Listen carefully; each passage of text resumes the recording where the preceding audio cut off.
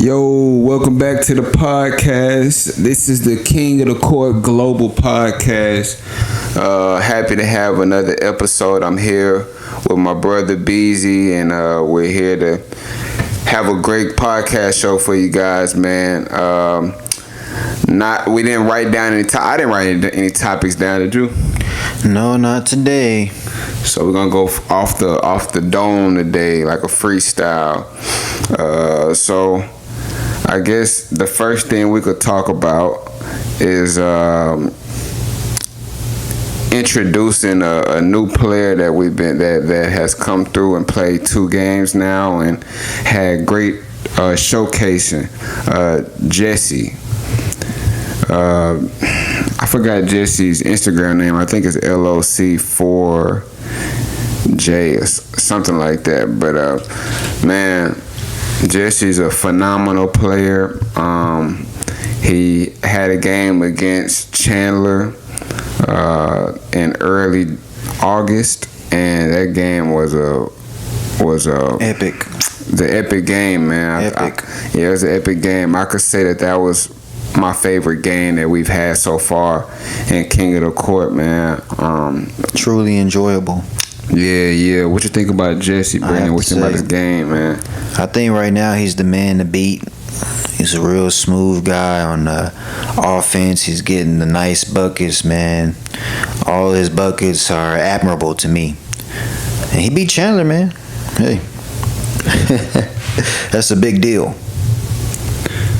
Yeah, shooting over guys, 6'6" player. He's that type of player, like these tall guys who can dribble, can make quick movements, pretty agile, can move laterally pretty quickly.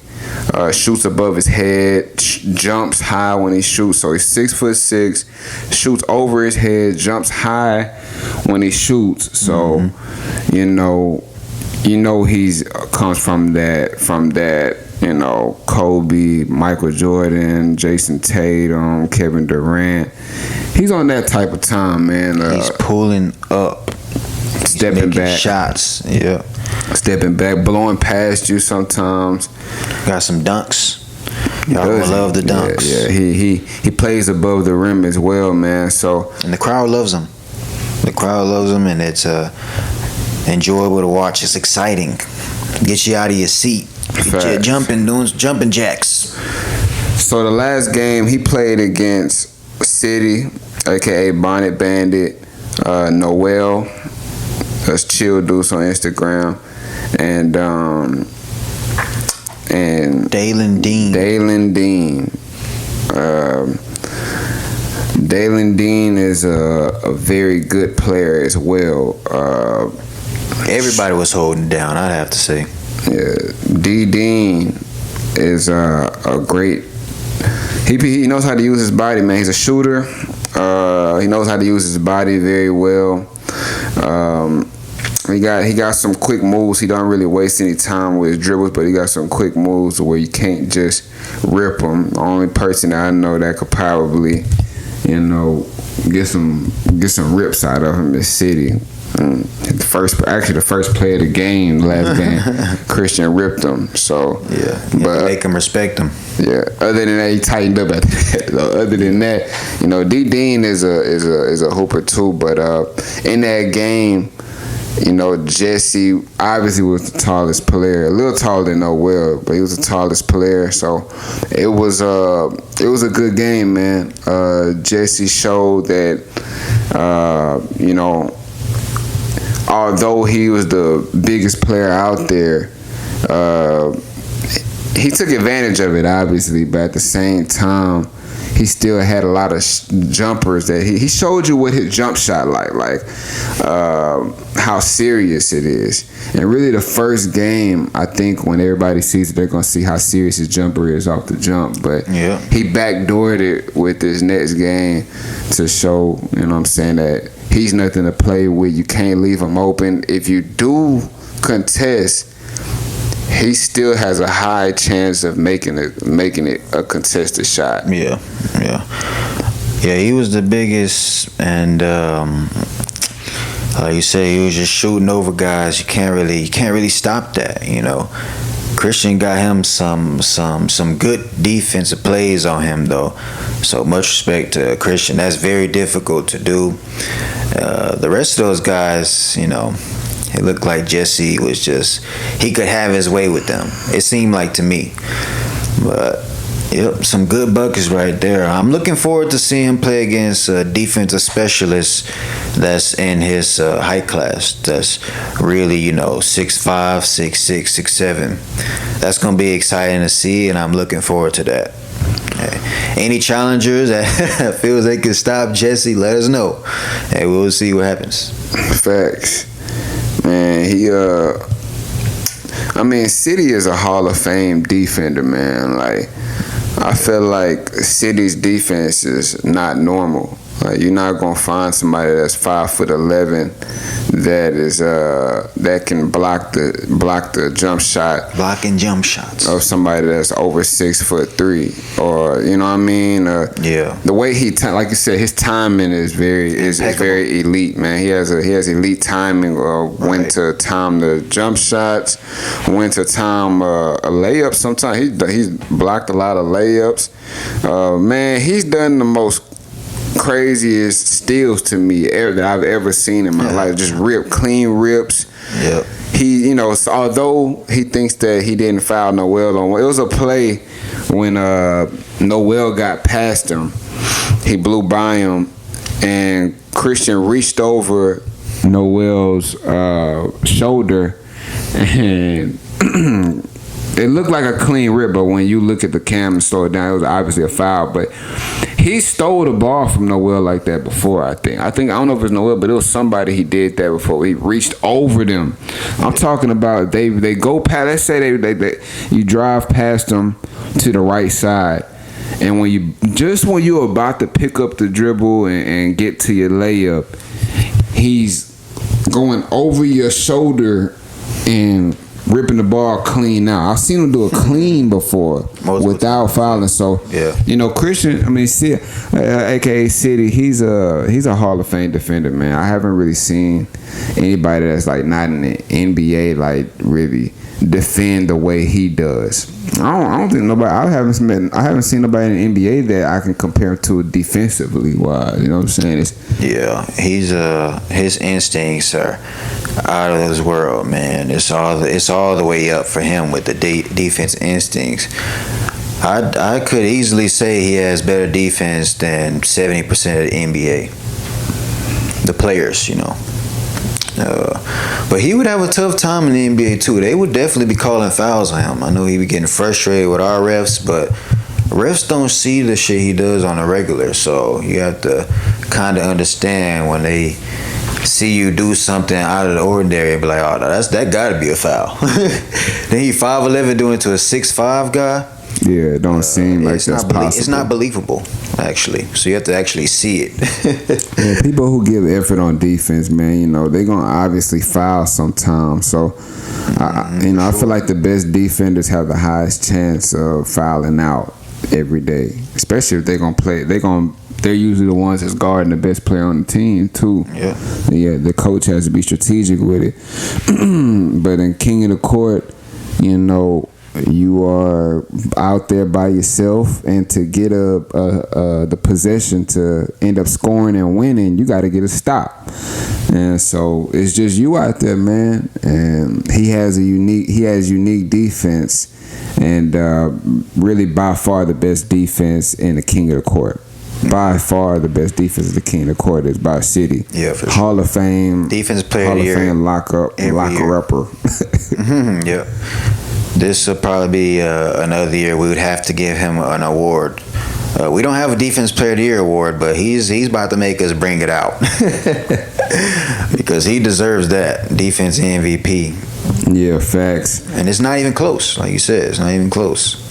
I would love to see that translate in 5-on-5, man. That's why I think we need to have some more runs more often.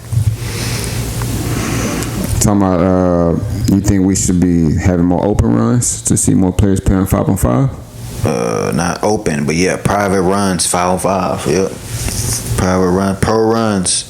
Christian didn't play in one of them we had, so I still haven't seen Christian play in 5-on-5 yet, and I'm looking forward to that. You seen him play 5-on-5? SportsCon.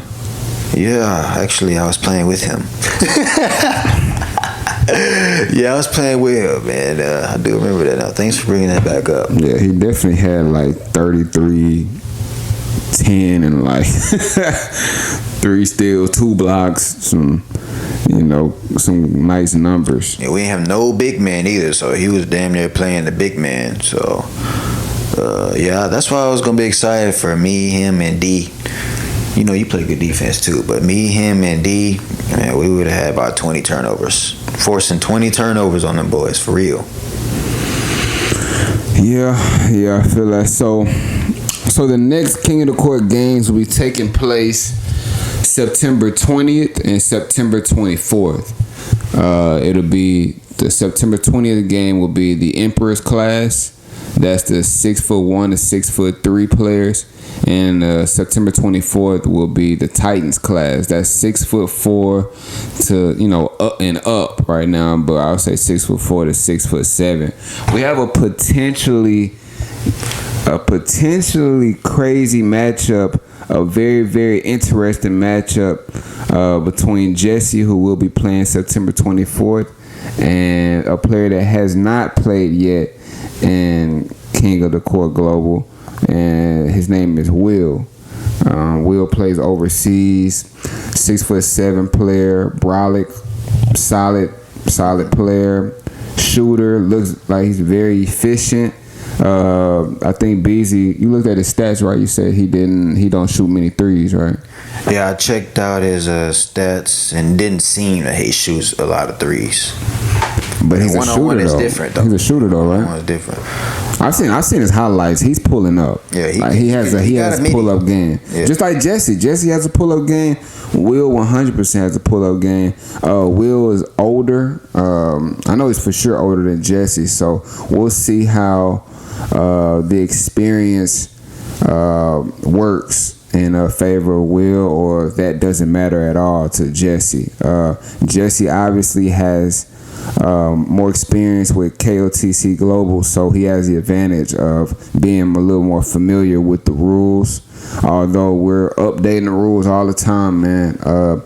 It's a lot of gray areas sometimes. We just started this. This is a new league, so we're trying to make sure it's polished and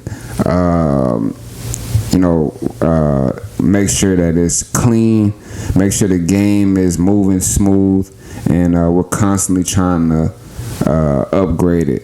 So, but all in all, though, Jesse knows the rules more than Will, so he'll have a advantage. Now, we're not 100% sure this matchup is going to happen, so we're not going to talk about it too much.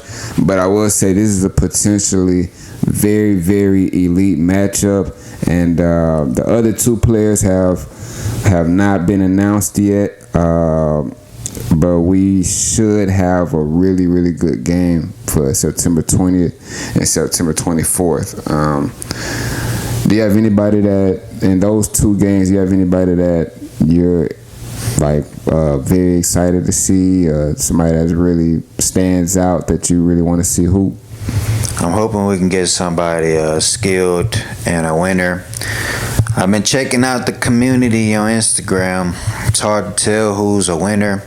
Everybody looks skilled, so I'm just trying to find the right fits, because like we mentioned before, King of the Court is not for everybody, and we know that everybody loves basketball, but we have a criteria that we try to stick to.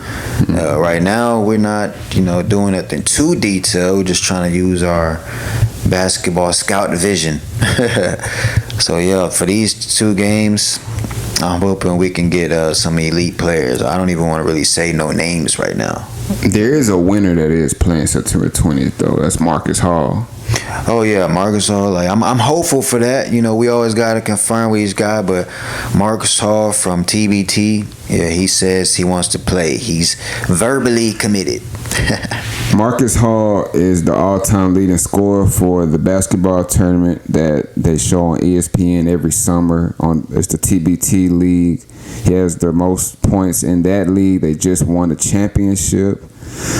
We saw them get that check from Zell or Shout Zelly. out to that team. Yeah, on social media. So it was legit. Shout out to the TBT league. They making moves. They doing their thing. But yeah, Marcus Hall, he also does well in the Fondy League. I don't know how far they went this year, but I know that they did pretty well in the Fondy League. The Marcus Hall, he's an experienced hooper. For sure. Proved to be winner. He's been doing this a long time. Which shows that he loves what he does. So he did one-on-one ball too at OBL. Shout out to OBL. I also saw him I saw his player card on their website. So that's cool. Yeah, so I'm interested to see Marcus Hall play for sure. Yeah, man. So we go with those two games, September 20th, September 24th. Y'all look out for those games. We're making sure that everything is up to par as far as quality of video and quality of audio, and we're continuously putting everything together for King of the Court to make sure that everything is clear cut on the best games, on the best basketball games coming out possible, with the best basketball players showing out and rising to the forefront of basketball and getting the recognition that they deserve. So y'all sit back and these next two games that are going to come out that we already have, that's from August 2nd and August 13th. They'll be coming out very, very soon. And there's some really good basketball happening. Some very entertaining things happened in those two games, whether it's from basketball and on the court to off the court things. So shout out to everybody that participated in those games. Those games went really, really well. Highly skilled games. Yeah, man. A good stamp on the summer for King of the Court. Right. But we're continuously moving. We're continuously making our way through the year and trying to get better every month. Every month we're trying to upgrade. So it ain't no stopping the show. Ain't no stopping the show. It's all growth, man. It's all growth. Yep. You know what I mean? So let's move on to another topic, man. There's been a lot of different basketball leagues that have sprouted out, or new basketball leagues that have birthed in the past couple of years. You got, like you just mentioned, OBL. We mentioned TBT, us, King of the Court Global. You got Next Chapter. There's one out there that's making some noise, backed by Ice Cube, the Big Three. They just had their celebrity game yesterday, with also the All-Star game and the championship game. So they've been going for a couple years now. That was this weekend. That was a weekend. Yeah, that was this weekend. Mm-hmm. Some interesting things have happened with the Big Three. Obviously, you got a big name like Ice Cube starting it. That came with a lot of other big names that played in it. Allen Iverson has played in it. Ron Artest, Kenyon Martin, Joe Johnson still plays in it. So it's a prominent league. Michael Beasley, Frank Nitti, and now Hezzy God. So some big things that they definitely have the name behind them and names plural behind them to get a lot of views. Yeah, so the Big Three has the names to help them make moves and recognition and getting more of an audience and views, getting people to check it out. You know what I mean? Yeah. What's their format? Like, I'm not familiar with their format. I know it's 3v3. Right. So first of all, there's 3-on-3. It's not make it take it. So if you get the bucket, the next team gets the ball. They go to 50. They got a 4-pointer, got threes and twos.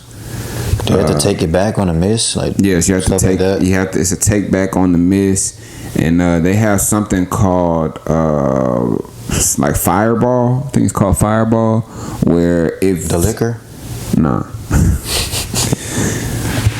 Shout out to Fireball. But so what they do is if somebody's called for a foul, they can challenge the call, and when they challenge the call, basically they play 1-on-1, like the person who the person who got fouled has to get a bucket on them, like a 1-on-1 situation. The defender doesn't get a chance to get the ball. It's just the guy. It's like some hockey. I think hockey has that, like where they do like where the guy tries to score on the goalie or whatever. From a foul? 1-on-1. Yeah. So they challenge the call, and they call it Fireball. And one player gets that player that got fouled gets to go against the player that fouled him, and if he scores, then that's a bucket, and they get the ball back because he challenged it. But that's interesting. Yeah. But the defender stops them, then they win the challenge and they get the ball back. So that's the Big Threes format. Yesterday, on Saturday, the All-Star game happened, and Jaylen Brown decided to play. Jaylen Brown is a top 20 player in the NBA. That's a big thing. That's a big move for the Big Three. Like, I ain't never seen Ice Cube so giddy, bro. But he was like, he was smiling. He was like, yeah, this is my hero right now. He literally called Jaylen Brown his hero. Like, that don't even sound like something Ice Cube would say. You know what I'm saying? So, that's pretty dope that Jaylen Brown did that. Shout out to Jaylen Brown. He must be a caring guy, and he loves this game. And he's supporting. They seem to be doing pretty well to me, though. They've been on uptrend. As someone who reads charts and analytics, they look like they've been on an uptrend. So they're doing a great job. I love that because I just want to see the advancement of basketball. We talk about that all the time. So, that's more opportunities, more spotlight for the people that work hard for it, the skilled people and the people that love basketball. Another way to love basketball. Ice Cube also is one of my favorite rappers, so thanks a lot. Facts. That's 100% a fact too. Yes, sir. And Jaylen Brown, when he got hit, so obviously he signed for the biggest check, basically the biggest contract in NBA history this summer. And when he had a press conference, they said, what do you want to do? What are you going to do with this money? And he said he's going to take a portion of it to invest in Black Wall Street, to bring Black Wall Street back. So I think that he may see Big Three as a basketball conglomerate ran by a black man. Ice Cube running the league. You know what I'm saying? So Jaylen Brown may see that just like we seeing it as far as advancing things and more opportunities for people. So how do we think that, what do we think about Jaylen Brown's move? But it's only one game, though, because their whole season, it takes. And he wasn't even playing that serious. They said he only scored like 9 points. Like he going all out, like trying to score 60. That's what he should have did. Shit. Man, what? Kobe, man. I automatically thought about Kobe in the Drew League, bro. Like, when Kobe went to go play, he's not taking it easy. Kobe trying to win. Yeah, Kobe trying to win, and Cozy trying to win. Shout out to Cozy. Shout out to Cozy. Yeah, you know what I mean? And there was another story about Kobe going to Rucker Park one year. He was telling, because a lot of people back in the day, and still now, I feel like that's still prominent. It's definitely still prominent in basketball. But the word was, if you're not a real hooper, like you're not stamped until you go and dominate at Rucker Park. Like that's New York people talking shit. Yeah, for sure that. Yeah. But I mean, Kobe bought into it. He went to go play. KD, Kobe showed, for sure. But I'm talking Kobe though. Kobe showed, all of them showed out what you just said though. But all of them showed out. But Kobe showed out, and it was towards the end of the game. It was, I don't know if that's the Drew League game or the Rucker Park game, but they were like, yeah, you need to go ahead and get out of here, like before it get too hectic. We don't want you to get hurt. We don't want you to get caught up in the crowd when it's over. Kobe was like, nah. I'm about to finish the game, hit the game winner, and was out. You know what I mean? Like, that's different. But that's a whole nother conversation. But Jaylen Brown, I applaud him for doing what he did. You know, he made a move. I'm sure it's a real reasoning behind it other than him. You know, a lot of people love Ice Cube, but I'm sure it's even past that. Being just a fan of Ice Cube, but you still should have scored all the points, man. You still should have went and scored 37 points, not 9 points, man. Get some dog in you, dog. Come on, man. You just lost to the who they lose to? They lost to the Heat. I think you should take everything personal. All right, I'm sorry. I don't know about that. I just spazzed. I'm sorry. Yeah, I think his mission might have been to just bring some value to the 3v3 Ice Cube League. So, mission complete. You know, man, I just miss competition in basketball, bro. Like, I love when we see competition in any basketball game, I get excited because, these guys, you know, they be really good games. You know, NBA wise, it'd be really good games. You could see some good games. They're so good. They're good games, even when you don't see the competitiveness in individual players. A lot of times, that's how good they are. But I just miss that fire that certain players used to have. You know, Paul Pierce, Kobe, Carmelo, Manu Ginobili, Kevin Garnett. They played with fire, bro. Like, they were trying to win. But Allen Iverson, like, they trying to win, bro. You know what I mean? They playing for pride. They playing for bragging rights. You know what I mean? So I just, you know, we start talking about players playing and stuff like Jaylen Brown playing. Jaylen Brown could obviously get probably, you know, as many points as he want in that. But it's like, man, why not? Why not give the fans a show? Why not show them that you in the NBA, you a star in the NBA, you just got the biggest contract. Why not go crazy? Like, you know what I mean? I don't understand what it is. Everybody's so chill now. Like, why we gotta be so chill and being competitive, bro? Like, but it's the money though. You know, it gotta be because, man, it don't even matter. It's the money. So I miss the competitiveness in basketball, bro. I miss, you know, it was one since we're watching Derrick Rose highlights as we talk, and it brings me back to Derrick Rose's rookie season when they played the Boston Celtics. They were not expected to even go to 6 games, really. You know, even though Kevin Garnett didn't play, it was still Paul Pierce, Ray Allen, Rondo, and some very good role players around them. Actually, I think that was 2009. That wasn't 2008. It was 2009.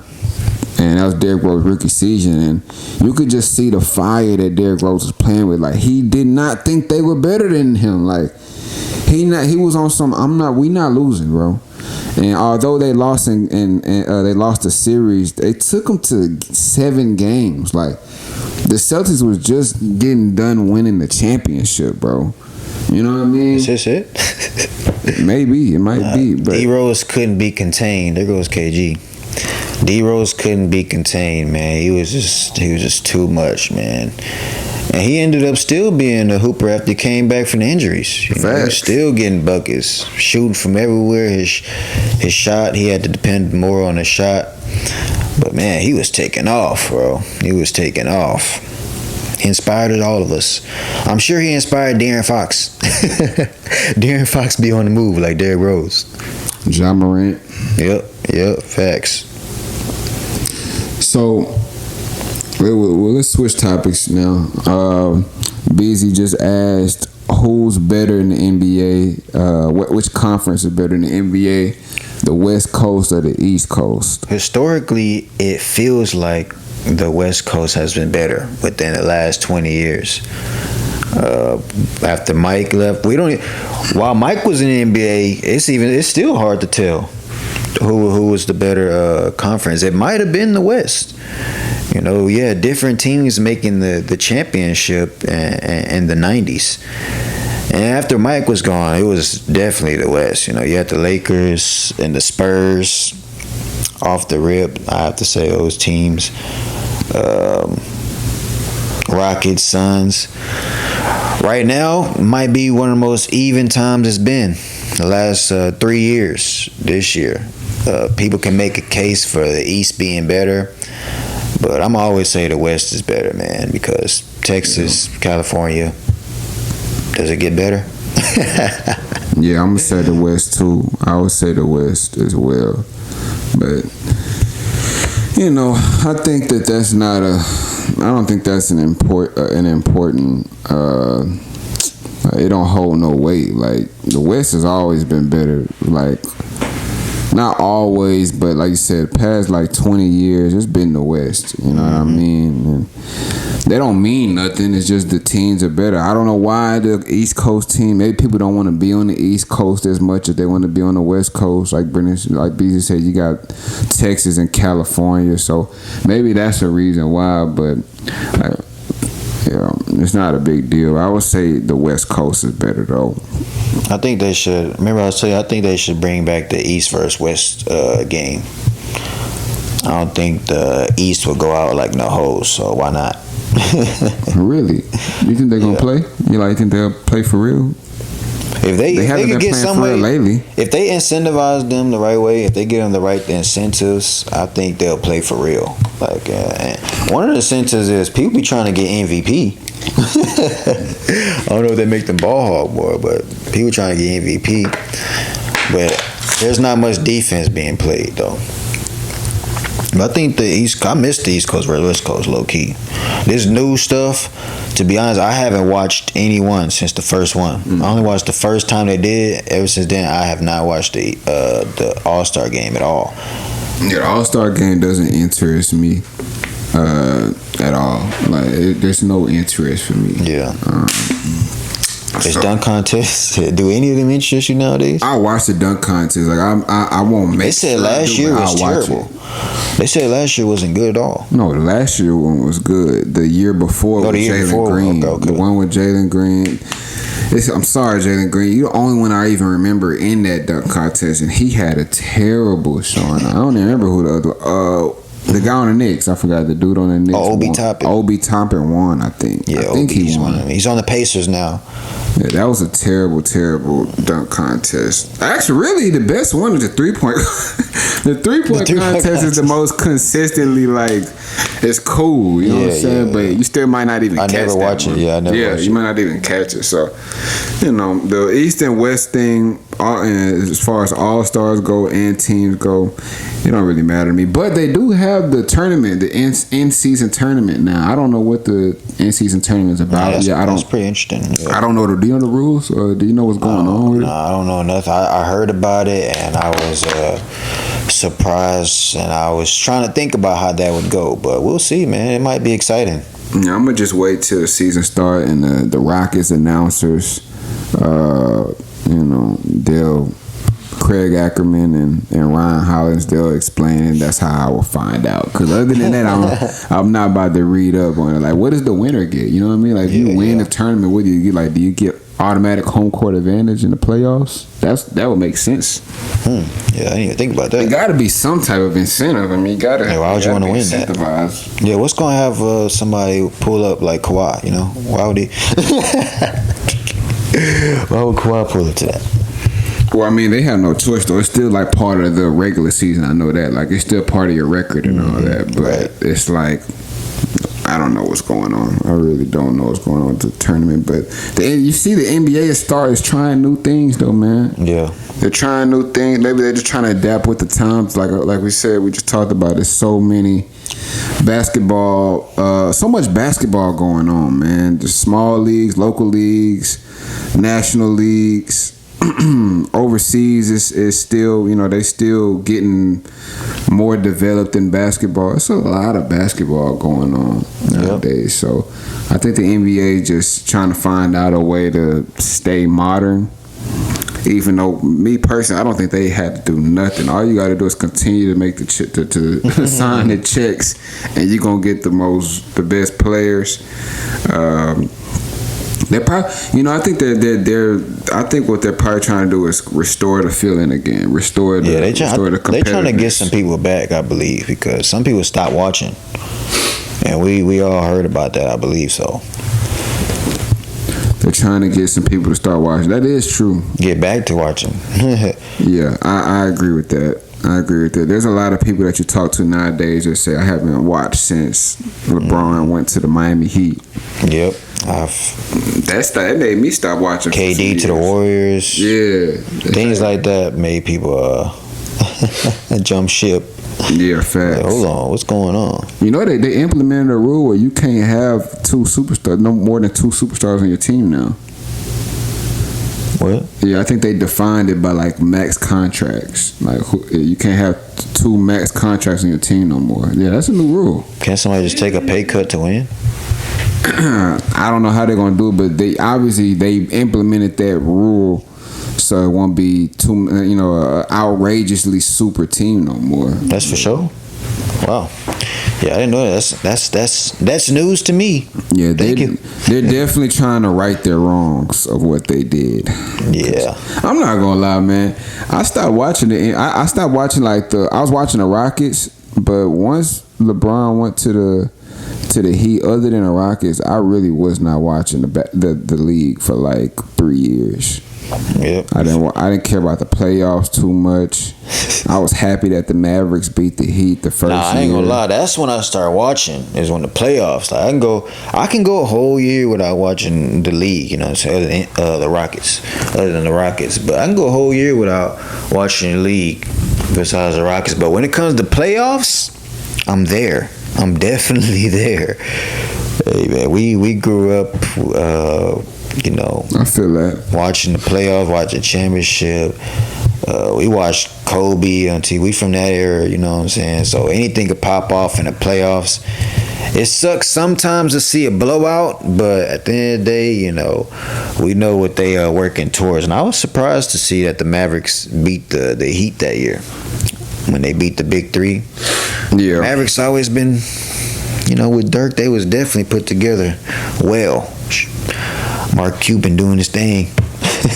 Do you think that Luka's gonna have a better career than Dirk?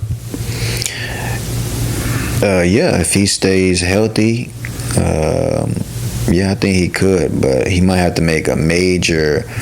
They might have to make a major move for him. Like they already did it with Kyrie, but I don't know. I don't put past nothing against it. So he might have to link up with somebody. Like somebody really good as well, like Giannis or like Jokic or something. Like I'm not sure. Like this Mavericks team right here, they don't really, the season coming up, but they don't look like a championship team to me. I still don't know who the best defender is. Like, so I care a lot about defense. Yeah, that's an interesting topic because you do have a full season with Kyrie and Luka now. They've had an off season to learn how to work with each other. So you got two future Hall of Famers. Kyrie is the most skilled player ever. Basically, his skills was like Kobe Bryant's nephew.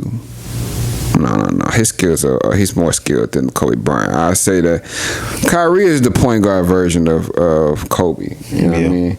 And then you got Luka, who is just a solid, tall player who, he looked like he's gotten more in shape in the off season. The game is natural for him too, man. Facts. Other than that, with those two players spearheading it, that's a great offense. But who is there? Do they still got Tim Hardaway? Let me look. I'm not up on the news with the Mavs too much, but I didn't see any major transactions that made me go, "Oh, okay, this is gonna really uplift the team." Because right now I'm looking for defense. They clearly have what it takes for offense. You know what I'm saying? Their offense. I don't know.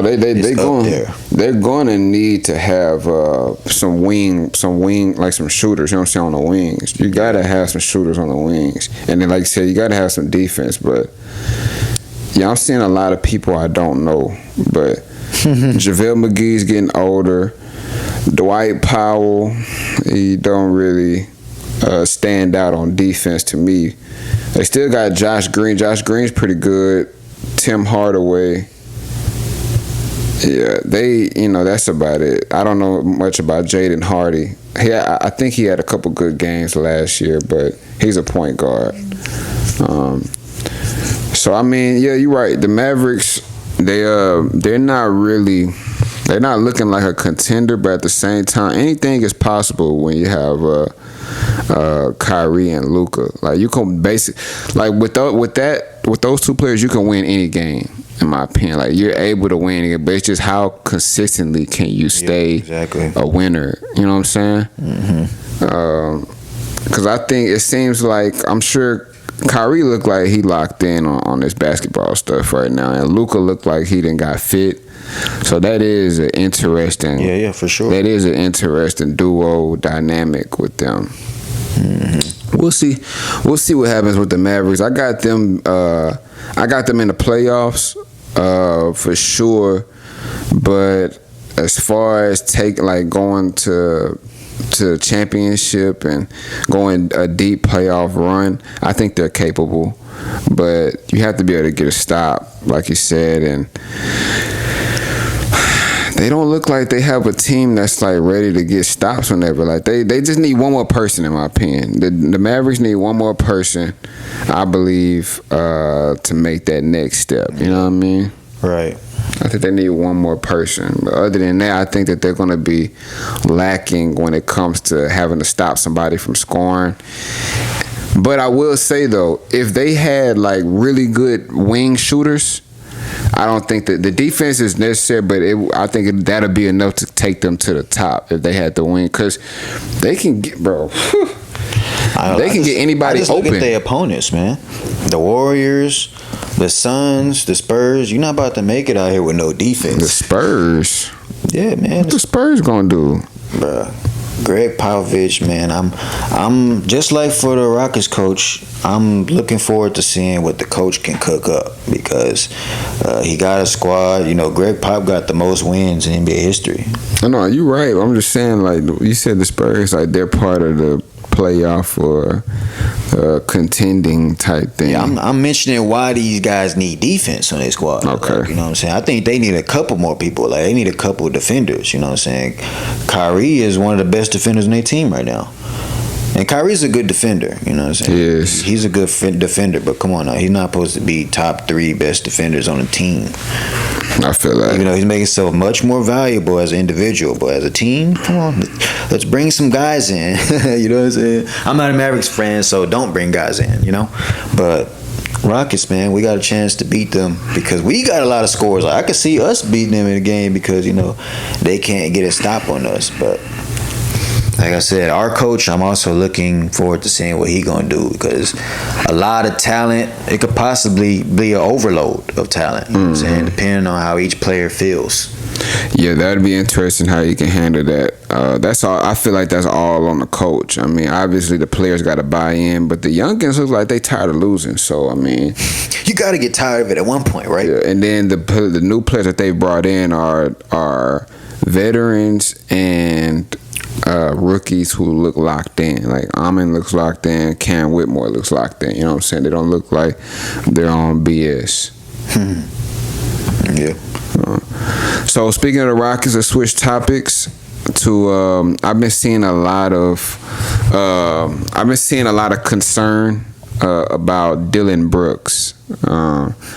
He's had up and down games, low scoring games for Canada. He's playing for Canada, but Canada's been winning though. So that's all that matters at the end of the day. What will it take for Dillon Brooks to properly contribute to a winning team for the Rockets? I think that he's a good player, man. He said that he's one of the best defense players in the league. I would like him to show us that. And I do think he's a good defender, but I wouldn't go that far to say that. But he should be confident in himself like that. And he get buckets, man. He get buckets. And on the days where he's not really getting buckets, you know, because sometimes he can get cold, he's able to fit in other spots. Like you said, you don't have to score 20 to get the dub. You know what I'm saying? You don't have to do that every game. But when he's on fire, though, he can get 30, man. He can get 30, and it could look like that everything's dropping, because he's definitely a hooper. So he can definitely have success in whatever system, but the chemistry has to be there. He has to like the other guys, and they have to like him. So hopefully everybody gets along, and as long as there's a good team camaraderie, everybody believe in each other, he gonna get buckets. You think he stops? So you think he's the type of player that can fit in any system? No. Like some players can't play in just any system. Any system, but you know what I'm saying. I'm hoping he can fit in this one. It's not too outlandish for me to say that he can fit in this system. For sure, I definitely. We have to build a system first, because from last year's, we don't really truly know what the system is. You know what I'm saying? Completely. The fact that he's claiming to be the best defender in the league shows me that he. What did he say? He said one of the best defenders in the league. Well, the fact that he's claiming to be one of the best. The fact that he's claiming to be one of the best defender in the league tells me two things. One, he focuses on defense. Like, he wants to make sure that he gets stops and that he contributes on the defensive side. Two, it tells me that he's delusional. So it's good to be delusional though. Like, sure. You're not gonna be great if you're not thinking outlandishly about yourself. Like, that you just that motherfucker. Like, if you're not thinking outlandishly about yourself, you're not gonna be a outlier to the regulars. Yeah. You know what I mean? So that's good too, but it's a balance though. So here's what I think about Dillon Brooks' role on the Rockets, man. I think that him being a vet,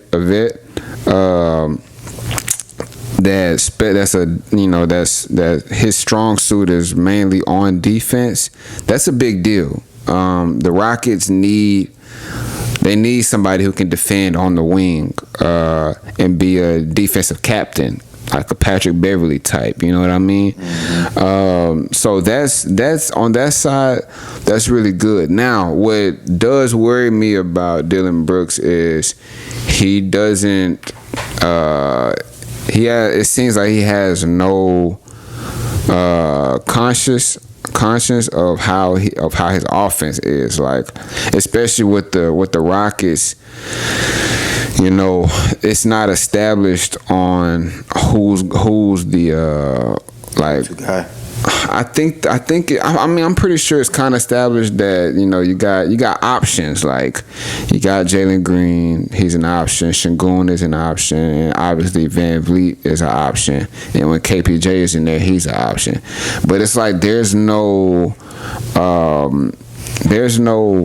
obvious hierarchy of who the go-to player. So that kind of scares me with Dillon Brooks, because I don't want him to go in there and just be like, like you said, he'll go for 30.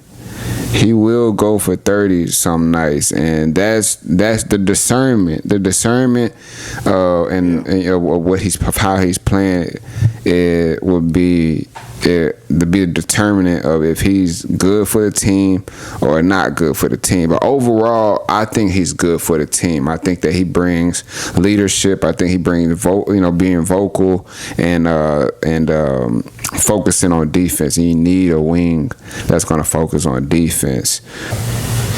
I think we got a nice squad, man. I think they need to all realize really quickly that nobody's super superior over the other ones. You know what I mean? Like, in scoring. My opinion is that Fred VanVleet should be one of the go-to guys, one of the main go-to guys. There's two. And a guy like Şengün, man, he can feed it to everybody. So I think that we should work our offense through him, because a big man as a passer is a super threat.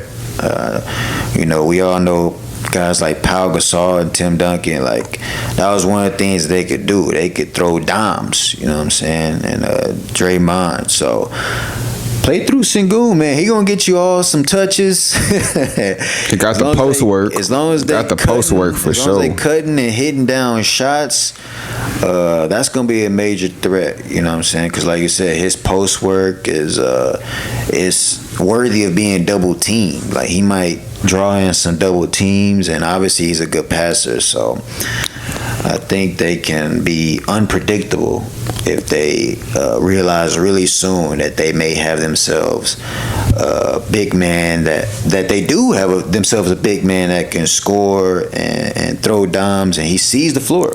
You got to use that to your advantage, man. You got to. I think you just said something very important when you say they can be unpredictable. Yeah, for sure. Because not only can you play through Şengün, which I agree with you, I think they should play through Şengün. Not only can you do that, when you're trying to throw the opponent off as well, you can also dump it to Jabari in the post, and he can work out from the post too, high post, low post, and all that. So you can really throw the defender. Not only that, he can play off the ball. Like, he can be the screener or get a screen for him to get off the ball. A good shot, Jabari. Yeah. And that's an interesting dynamic. Like, the dynamic in which the Rockets can play in. You know, I hate to sound cheesy, but like, come on, man, there's no way, but it just gives me the Warriors vibe. Like, give me like old Warriors vibes where you got mad people that can knock down a shot and threes. You know what I'm saying? And this team can make a lot of moves that they understand. Really, for me, off ball movement and off ball screens. Like, that's gonna be a big difference. And to understand it, get it through. You could play through the post. It's okay. Like, you ain't gotta play from the logo. You ain't gotta always try to get a pick. Switch it up. Switch it up. And I think Udoka is a type of coach where it's really perfect for the Rockets. You know, he seems like the perfect coach for the Rockets. So I'm excited to see what they're going to do, and I'm excited to see KPJ come off the bench as a sixth man along with Amin. Like, I think that's a whole nother dynamic that you like, man. Wait a minute, the vibe. Yeah, bro, it's still working. You know. Because that backcourt can that's a starting backcourt. Honestly, like, that's a starting backcourt right there. But they're coming off the bench with Cam Whitmore. Maybe they coming off the bench. I think they're gonna come out. I think Amin KPJ and Amin. Yeah, because you got Fred. I don't think if you got Fred coming off the bench, that's cool. But you just pay Fred a lot. They not doing that. He's starting. Yeah, that's what I'm saying. Fred needs to start. They're also gonna start Jalen Green. You know what I mean? Like. I could see them putting KPJ in the small forward position, like I said, instead of Dillon Brooks, but I think that'll be a mistake, man. I think Dillon Brooks had a lot of success starting with the Grizzlies. They were the 2 seed, so I'm pretty sure he's starting. Yeah. So, but we got when you look at rosters nowadays, you look at the depth chart, all that, you see 7 or 8 capable guys on each of the contending teams. And the Rockets definitely have that. We have like 8 players that can get to it and contribute to some dubs. You know, so hopefully that connection is there. Well, I end this topic off with saying that I believe that the Rockets will make the play-in, and I think that they can make a lot of noise for the next 3 years. So it's 2023 now, so 2025, 2026 season, I think that the Rockets will, as long as they keep the core, right? A core that keeps Şengün, they keep Jaylen, keep the coach, keep Jabari, keep the coach, Amin. I think that the Rockets will be they'll be a real contender by then, really, because I really have faith in a lot of these young players that they have. It's not really, I don't know, man. Another thing about the NBA, it's starting to be like where these young players coming into these bad teams, they're starting to look stacked. Like, Orlando's starting to look stacked with what they got. Like, these young players are starting to look like they're starting to have teams look stacked on the young side, but they're stacked though. Yeah, that's something I think that's a new thing. That's a new thing where these players, these youngins nowadays, are so good when they're coming into the NBA and they're coming to these bad teams. You get like 3 or 4 of them. They're starting to like stack up the roster, low key, like with like real skill, like where that's why they be 4 of these guys could be all-stars one day. That's why they be trying to tank 2 years in a row. Facts. Somebody was like, "Hey, you need to give I saw a comment on one of the major Instagrams that they need to give the first pick to the team that won a championship, and that'll make people stop tanking." I don't know if that'll stop the tanking, but that's definitely a coveted reward right there. It is, but it'll make the small the small teams in the irrelevant, and it could make somebody not like, why would I own a team if I can't possibly have if I can't possibly get a chance to get the number one player in the draft. You know what I'm saying? It's like, who's going to own a team in the NBA? That's automatically going to lose money. They trying to make money. If you trying to buy a team, you got to. I don't think they're going to care about that too much. You got to put asses in the seats, bro. People not about to, bro. Look how many people the Rockets lost in these past couple of years. Like, if you go to a game, it's mad space in the Toyota Center, bro. Like, it's not, because what are we watching? Like, we wasting 2 hours for nothing, for some food. You know what I mean? Like, so imagine freaking, this is Houston too. Like, so you're gonna see some off-court things that are interesting in Houston, but imagine like Oklahoma City. Like, what are you gonna do? Oklahoma City trash. There's nothing to do with this game but watch a trash team. Like, they didn't get the number one pick and they still got shit. And it's SGA. I'm just saying what you're saying. I'm just saying what you're saying. If they were to go and say, the number one team is going to have the highest chance to get the number one pick, like, I just don't think there would be too much of an incentive for owners in smaller regions to continue to own the team, because a lot of them, like you're saying, the reason they own a team ain't to win championships a lot of times. It's just a cool business, you know what I'm saying? You could probably flip a billion into $2 billion or whatever, or $3 billion or whatever, make you some good profit. But if you don't got the chance to do that either, because your team's sucking, these teams don't want to go to these small markets. They want to go to New York, Chicago, Atlanta, LA, Miami, things like that. You are getting overlooked. Then there's no incentive for you to even own a team, like business wise, like, because you gotta attract people to your team. People are not about to go watch no trash team in their city unless like a super basketball town like Indiana or something. And even then, I don't even know if Indiana's like, I know Utah get turned for the Jazz. When the Jazz are good, Utah get turned for the Jazz. You know what I mean? I'm sure Indiana does too. They're a sports team. They're a sports city too. But other cities, like, you know what I'm saying? Like, I just don't know how that will work for owners. So I don't think that's the best strategy they have. But the NBA definitely got some thinking to do with the tanking stuff, because it's gonna be a lot of teams tanking from now on. Like, there's so many good players nowadays. Like man, I know somebody gonna tank for Cooper Flag. Somebody wants Cooper Flag. You know what I mean? Yeah. So yeah. The sorry teams got skilled players though nowadays. Facts. Like you just said, the Magic, they weren't that good last year yet. If you look at their roster, you be like, hold on, they got some skilled guys on here. Mm-hmm. Even the Pistons, right now, they might have some pretty skilled guys. It's just they're not as good as everybody else. Speaking of the Magic, so we're gonna switch topics again. Paolo Banchero has been playing with USA. He's been playing pretty good. Last game he had 21 points. I think he had 4 blocks. I don't know how many rebounds, but his shot looking crispy. Obviously, he's always been he has good movement, good IQ, showing effort on defense.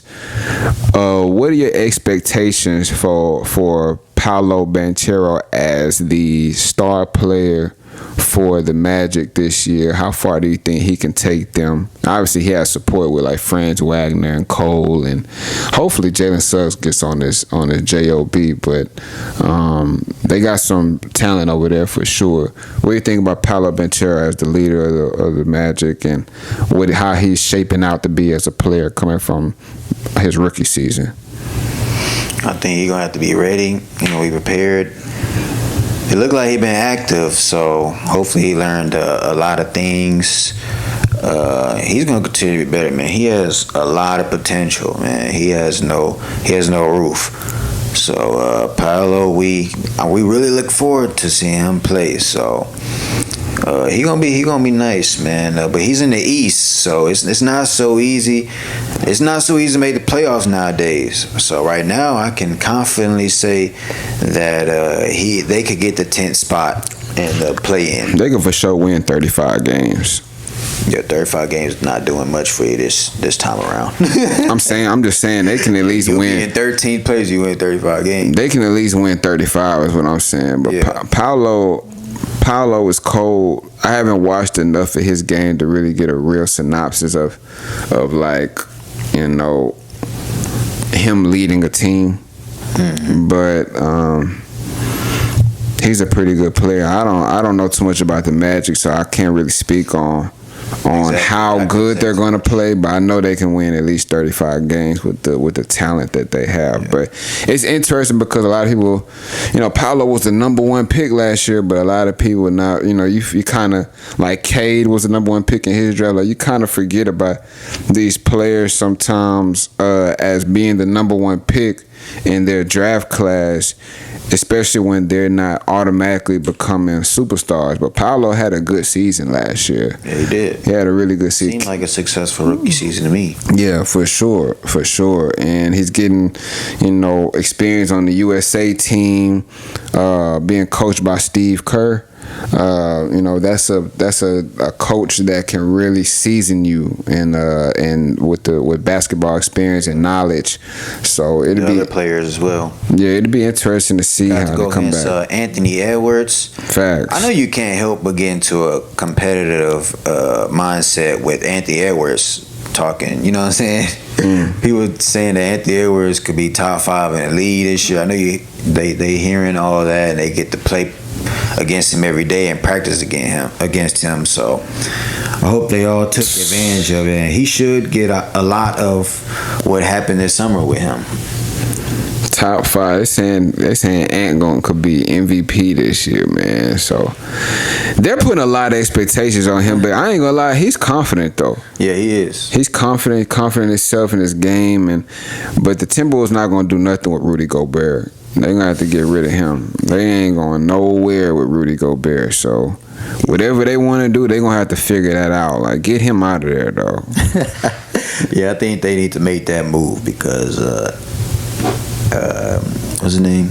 Carl Anthony Towns. He cold. And Nas Reed. Cat cold, more man. than enough. Yeah. Big man. Nas Reed is nice like that too. He's a sleeper in the NBA, and I definitely would pick him over Rudy Gobert. Quick. Damn, man. I just don't know who they can get Rudy Gobert for. Like, who can you go get for Rudy, man? You could send them. You could send Rudy to a few teams, man. I think they. But who would they get back for him? They need something back for him. They don't need like the best thing back for him. They need something back for him. We're talking about 2K way, man. They could get somebody 77 or higher, between 77 to 79, at least. And those people would help you. You know. You think they can get? You think that Oklahoma City will give Lou Dort up for Gobert? Hell no. Definitely not. Lou Dort is one of the best defense players in the league. Like, he's far better than Dylan Brooks. Yeah, you're right. And they got Chet. Yeah, and he got Chet. He with SGA, man. They both playing on a Canada team together. They definitely not giving up Lou Dort. But he locked up. He locked up some of the best players in the league already. Yeah, so he's doing. He has bragging rights. The crazy thing, I'm thinking, I don't know if too many teams will want Gobert right now. Yeah, you know what I mean. Go to like I think some the Nets or like maybe like the Magic. I think they got Nick Claxton though. I mean, he can go against Nick Claxton. He could, you know what I'm saying? They could be. I don't know. Timberwolves definitely don't need. Man, they might as well just trade him for a first round pick, man. But people might not even give up a first round pick for him, though. It would be a late first round pick. If you look at the stat sheet, he's wanted because he gets a lot of rebounds and he contests. You know what I'm saying, in the paint. So a big man like that, somebody would be able to use him for sure. But Timberwolves, like I said, Nas Reed and Karl Anthony Towns they big men. They need to move Rudy Gobert around. They definitely shouldn't. The Spurs definitely shouldn't get him, huh? Even though when him and Wemby, they both from France and all that, they probably shouldn't go for Gobert either. I wouldn't go for a Gobert. Yeah, me either. Yeah, man. Timberwolves stuck. They ain't doing nothing. Ant better, man. Listen, the only way the Timberwolves could do something is Ant average like 33, like for real. So, and I think Karl Towns, if he can find a way to play with Rudy Gobert, in the lineup with him, that seems kind of difficult to do. But if he can somehow do that, then ain't no space, bro. All right. There's no space. That's the issue. They need to use Rudy Gobert for like screens, and then if you're not screened, just get on the baseline or get out the way and just be ready to rebound. He's good for the defensive side for sure against a big man. And then because when the team goes small, he can't hold nobody. They blowing right past him. Yeah, it's too much. He's too much of a liability in my opinion, bro. Like I ain't gonna lie, I would just take him out the starting lineup. And for me, he'll become a player where I'm like, look, man, we're gonna use you when we need you, but some days you might not play. Straight up. For real, bro. Like some days you might not get 1 minute to play in this motherfucker. Like, you know what I'm saying? Well, yeah. The Warriors get people to buy into that type of stuff. You know what I mean? They get the Warriors not going for no Gobert. Would they go for Gobert? No, bro. Trade Kuminga for Gobert?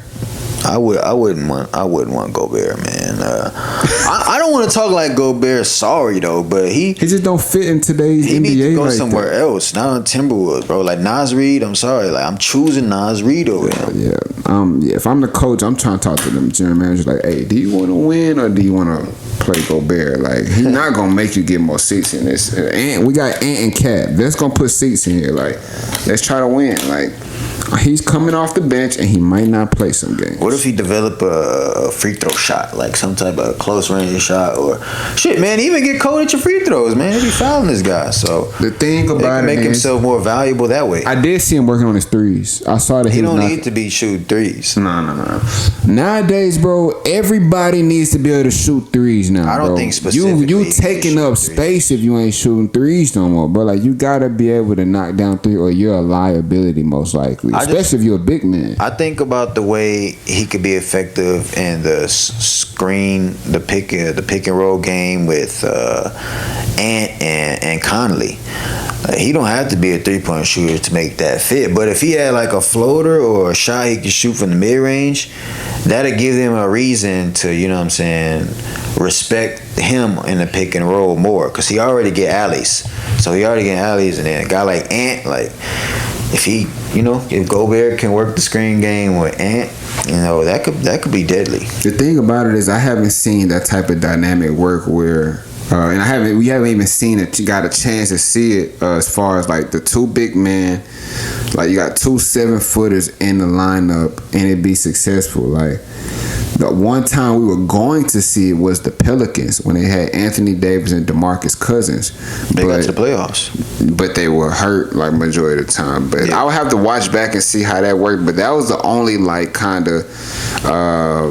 Now I'm talking modern, because the Rockets obviously had Hakeem and Ralph Sampson, the 2 twin towers at one time. That team you just mentioned, they did well.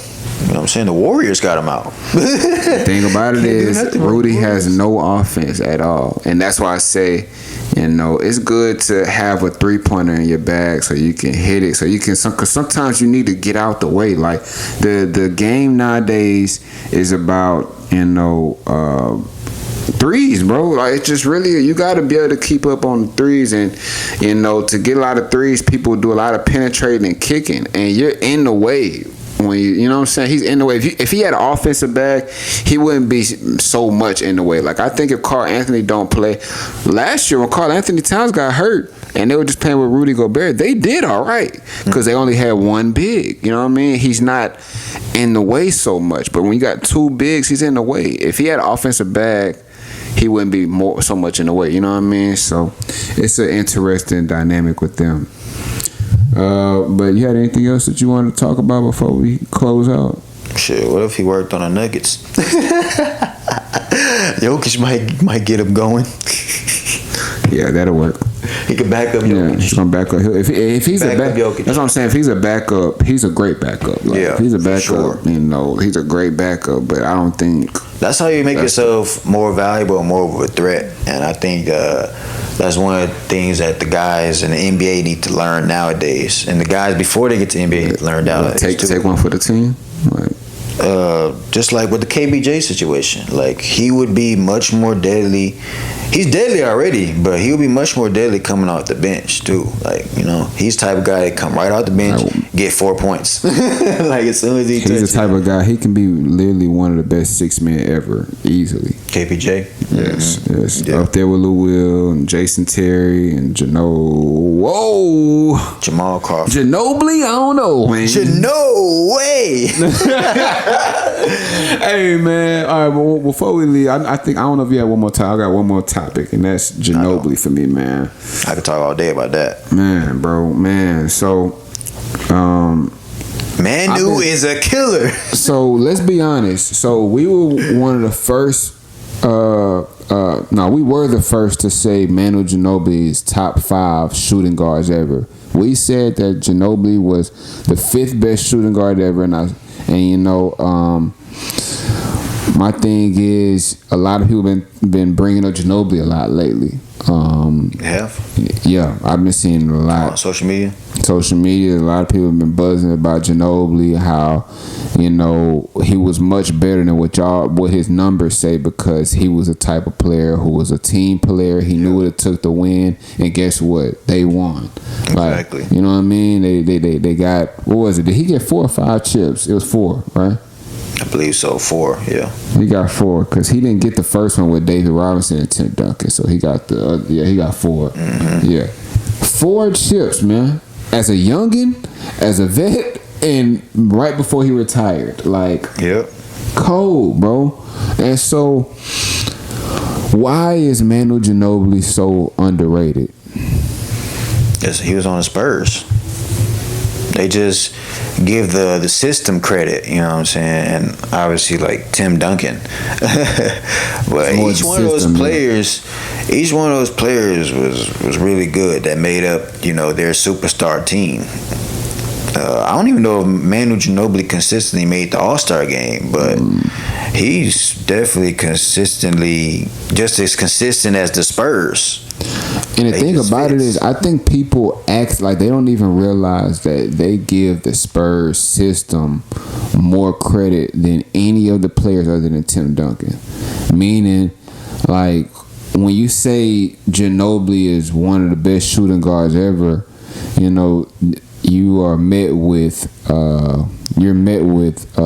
contrarians that are saying, well, he played with the Spurs, of course he's gonna win championships. Like, wait a minute, you know he had to play, right? Like, you think if Ginobili didn't play, they was gonna win them chips? Like, how many chips you think they gonna win without Ginobili? Like, Ginobili is the reason for, is not the reason, but bro, like, he is a big part of what the Spurs built. He's the reason why Kobe couldn't beat the Spurs every time. Because a man who's not Maverick Suns. He's a big reason why your wing is not showing out today. Yes, bro. Yeah, man. He's such a formidable opponent, and I remember this as being a kid, and I don't really have a great memory. You can ask everybody, but Manu Ginobili is somebody I could never deny. You know what I'm saying? Like, when things were looking up for the Rockets, Ginobili came through. He wanted to come make something shake. He can make something right shake. Back down, man. And there's nothing that, to me, there's really nothing that Ginobili couldn't do. Like, he could dribble, he could play point guard, he could shoot, he could great passer. Defense. I think his passing is so underrated. Like, the way his IQ is really above 99.9% of anybody who played in the NBA the way he played. His effort, defense, I don't know something that he's bad at. Yeah, he's one of the best foreign players ever to play, for sure. 100%. 100%. Yeah. And he won in Argentina. Like, they beat the United States to win the gold. You know what I mean? Really? Yeah. What year? 2004. Dang. So that's what made everybody. That's what made everybody come together. Like, nah, we can't be losing like that. Hey, man. You know, so, you know, he's very, very underrated, man. I think that I can't wait till I'm able to tell the NBA to the NBA or the Spurs organization, like, can I get this game, this game, this game? I want to get mad games from the NBA. I watch. Back then, I would never watch the Spurs. Like, they were the enemies. They were boring. The ops. Yeah, they were the ops as a youngin'. But now I can sit there and admire like the type of basketball they played, and really admire what Ginobili brought to the league and to the Spurs, and what he brought as an individual player. But then again, he's almost not like. You know, he's such a factor, but he's such a great winner. Like he's such a great teammate that he's the type of player that sometimes he'll get 13 points and you know what I'm saying, he'll play that side role, but he does what you need him to do to get the job done. Yeah, exactly. Do you think he could have fit somewhere else? Like, can you? Of course, he could fit with like the Lakers and Celtics, but do you think he could fit with some of the other teams that weren't known as the superstar teams? Yeah, I think he could have went to the Mavericks. I think Mavericks is a good comparison, because if he replaced Jason Terry as their shooting guard, you know, I think that makes the Mavericks better. And that's no slight on Jason Terry. It's just Ginobili's just cold like that. You know what I mean? Yeah, definitely. So yeah, I definitely think. And I also think. In this era, Ginobili would probably get a double every game in this era. If he would, it depends the role that you have him playing too. Yeah. You know what I'm saying? Greg Popovich is a very strategic chess player. Right. Like you could tell that if he don't play chess, he definitely likes strategy. Like you could tell he's about strategy. Yeah. So I'm sure they said that Tony. I think it was they were saying that at first, you know, Greg Popovich was having trouble with figuring out how to use Ginobili and Tony Parker. Like he was trying to figure out, so it took a little while. So now that just going back to the Rockets, now that got me thinking, it might take Udoka a while to figure out how to use everybody on the Rockets. You got some factors on the Rockets, so he said so. They were saying Greg did that with Ginobili and Tony Parker. So, you know, sometimes you have to use a player a certain type of way, but there's players that they're going to excel no matter what in any system. And I think Ginobili is that type of player, because he's going to make those plays, those dead plays, they're alive when they're in his hands. You know what I'm saying? Just put the ball in his hands. For him, I'm sure it felt like an advantage. When you this smart and you link up with other smart people, it's like, you know, like, this is too good to be true. I'm sure when he got with Tim Duncan, he was like, they let this happen? Like, this is amazing for me. Like, going crazy. Yeah. And then they last championship, they had Kawhi on their team. Who let this happen? Yeah, I know. They sleeping. Yeah, that's another thing. Hey, I remember somebody at Elkins, my guy Ked, he was vouching hard for Kawhi, bro. I didn't even know about the guy until playoffs, man. I saw him in 2K. And I was like, who's this guy on 2K that's giving me problems? But man, that was such a perfect fit, bro. What was his what number pick was he in his draft, Kawhi? I'm looking at what Kawhi's what draft pick he was. 15th pick. 15th pick outside the lottery. Right outside the lottery, man. 15th pick. Spurs have gotten very blessed throughout these past decade plus. They studying, man. They doing their homework. Yep. It's gonna be a very interesting season for the NBA, and I look forward to the start of it. I'm antsy about it, man. I really want to see what the Rockets are gonna do, but I also want to see what a lot of teams in the NBA are gonna do, as far as the Suns, the Pelicans, the Spurs. I don't know if Porzingis plays. I want to see what the Celtics gonna do. No, he's out for the season. He done? They say he tore something. When you tear something and you that tall, it's safe to say that he out. I'm still interested to see what they're going to do, but I know it ain't just a joke. I know that people are coming for Jaylen Brown's right hand, make him go left. So I'm interested to see what he's going to do. It's a lot of things I'm interested in for the NBA. So, that's all I have. Looking forward to next season for sure. Me too. Me too, definitely. Lakers too. I want to see what the Lakers gonna do. So that closes out our NBA segment. I think that's it. That's it for the day. Look out for September 20th and September 24th games, and also look out for our next 2 games dropping. And next 3 games. I'm sorry, our tournament as well. We have 3 games in the tuck that will be dropping here soon. Y'all look for those. And yeah, man, that's a wrap for this edition of podcast with Jesse. Oh yeah, it's not guaranteed yet, but it's looking like forward to it, though. Yeah, it's looking like we'll have for the next podcast. We'll have an interview with newcomer Jesse, who has shined in the last 2 games he's played, and if that does happen, that should be a really good podcast. So we look forward to for the next podcast. Thank y'all for joining us. Please, much appreciation for real. Please like, comment, subscribe, and tune in. Keep tuning in. King of the Court gonna keep growing, as well as the media side of it and the podcast side of it, and you'll get to learn more about the league and the players as time goes on. All right. Give us a positive message or email or some type of suggestion. Feedback. Really appreciate you guys, hearing from you guys, and we want to continue to make the best content possible for you all. And before we go, I want to just make an announcement that we have established names and identification for the height classes in King of the Court. As you heard at the beginning of the podcast, we have the Emperor's class, which is 6'1" to 6'3" players.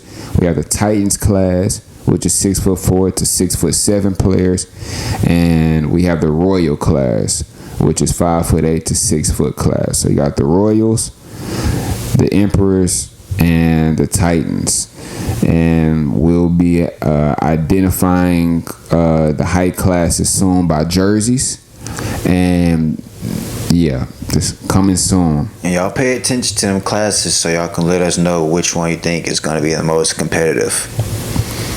Word. All right, man, that wraps it up. Thank y'all for joining us. We'll see y'all soon. Thank you. For me, I'm looking at what Kawhi's draft pick he was. 15th pick. 15th pick outside the lottery. Right outside the lottery, man. 15th pick. Spurs have gotten very blessed throughout these past decade plus. They studying, man. They doing their homework. Yep. It's gonna be a very interesting season for the NBA, and I look forward to the start of it. I'm antsy about it, man. I really want to see what the Rockets gonna do, but I also want to see what a lot of teams in the NBA is gonna do as far as the Suns, the Pelicans, the Spurs. I don't know if Porzingis plays. I want to see what the Celtics gonna do. No, he's out for the season. He done? They said he tore something. When you tear something and you that tall, it's safe to say that he out. I'm still interested to see what they're gonna do, but I know it ain't just a joke. I know that people are coming for Jaylen Brown's right hand, make him go left. So I'm interested to see what he's gonna do.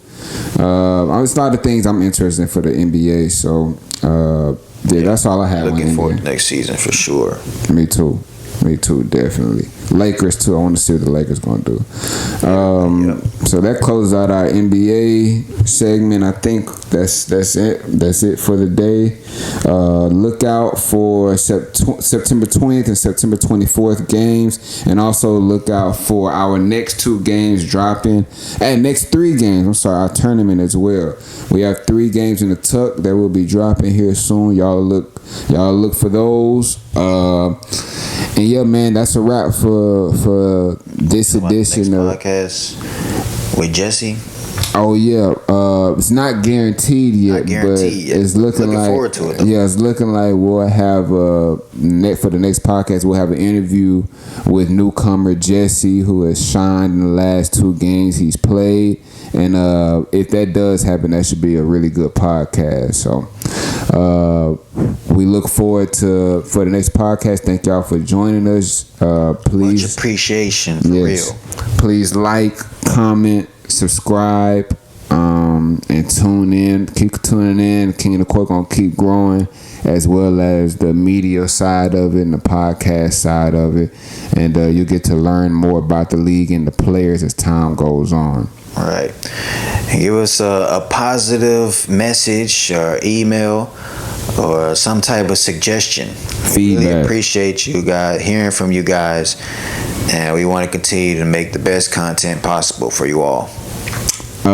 And before we go, I want to just make an announcement that we have established names and identification for the height classes in King of the Court. As you heard at the beginning of the podcast, we have the Emperor's class, which is 6'1" to 6'3" players. We have the Titans class, which is 6'4" to 6'7" players, and we have the Royal class, which is 5'8" to 6 foot class. So you got the Royals, the Emperors, and the Titans, and we'll be identifying the height classes soon by jerseys, and yeah, just coming soon. And y'all pay attention to them classes so y'all can let us know which one you think is going to be the most competitive. Word. All right, man, that wraps it up. Thank y'all for joining us. We'll see y'all soon. Thank you. For me.